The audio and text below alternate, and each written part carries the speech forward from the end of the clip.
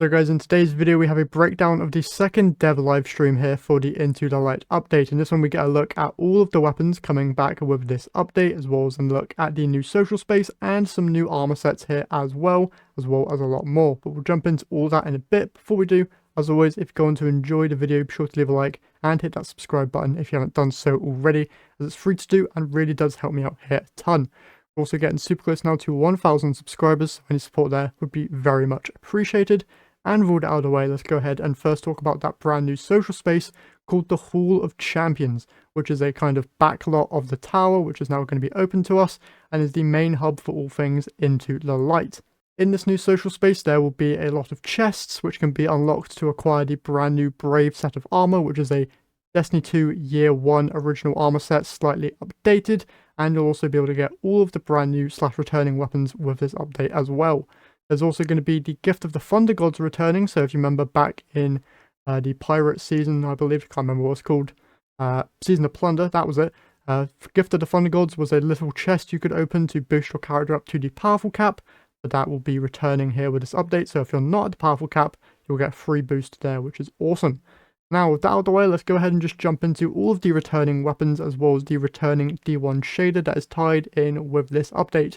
First up, the SuperBlack shader is that shader, made your armor just all black, so if you're a fan of all black everything type of shaders, this is going to be the best one there for you, and it seems to kind of be that end game kind of reward for this update. But alongside that, we have all of the new / returning weapons. These include the Mountaintop Grenade Launcher, Falling Guillotine Sword, Hammerhead Machine Gun, Edge Transit Grenade Launcher, the Recluse SMG, the Blast Furnace Pulse Rifle, an updated version of the Hung Jury, the Succession, and Forbearance. Alongside that, we have the returning Midnight Coup, Luna's Howl, and Elsie's Rifle, which is a return of the Stranger's Rifle from Destiny 1. Now, there are some changes here with some of these weapons, mainly Mountaintop's Micro Missile now kind of works like Danger Close. You can launch yourself up into the air, which is really, really cool. Falling Guillotine here does come with Eager Edge, which is very, very awesome. Hammerhead can roll with Rampage and Killing Tally, which is just insane. Edge Transit here, they said that they brought it back for the meme, but it is now actually quite strong with the perks it is able to get. We'll learn more about that in the blog post that they'll be uploading tomorrow.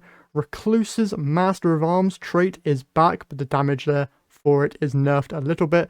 Blast Furnace no longer comes with scopes, but now has barrels, has actually kind of the best scope out of the bunch there for the Black Armory weapons. Weapons like Succession and Forbearance, who are tied to originally raids from both Beyond Light for Succession and Witch Queen for Forbearance. You do need to own those expansions for those two weapons to drop, since they're basically the same weapon, just slightly updated. So there's that neat little bit of info for you there. Midnight Coup, I did say that it is the highest aim assist hand cannon in the game still, which is awesome. Luna's Howl is a 140 RPM hand cannon but has a recoil of a 180, and the Magnificent Howl perk is returning but has also been changed to kind of work kind of like a mini Hawk Moon almost. So whenever you get a precision kill, you'll gain a stack of a buff, and whenever you get your next reload, depending on how many stacks you have, you'll get a more powerful bullet loaded into your magazine, which is awesome. Luna's Howl also seems to have the benefit of an increased magazine size and some better stats from what I could tell from the Not Forgotten weapon, which is great there. Elsie's Rifle is the Stranger's Rifle from D1, already said that, and Forbearance, not really anything different there. Same thing for Hung Jury, not all that different. One more thing to note is that all of these weapons are not craftable, but will be enhanceable when the final shape launches, which is awesome. All these weapons can also drop with a limited edition ornament on these weapons, which is kind of the glowing tip that you've seen in some of the key art that we've gotten, which is awesome.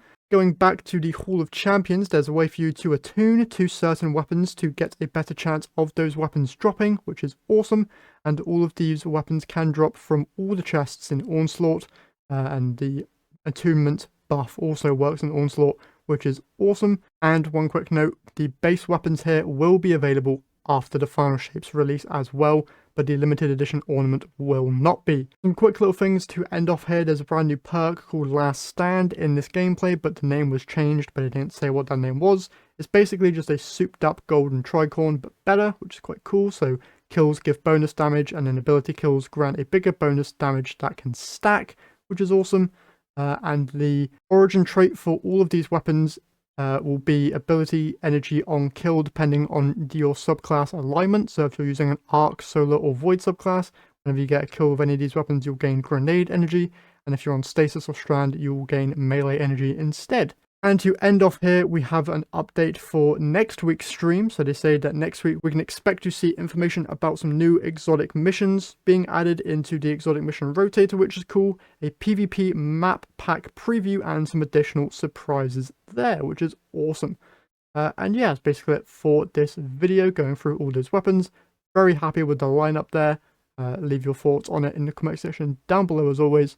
But that's it for this one. So if you've enjoyed, remember, leave a like, subscribe, and I'll catch you guys in the next one.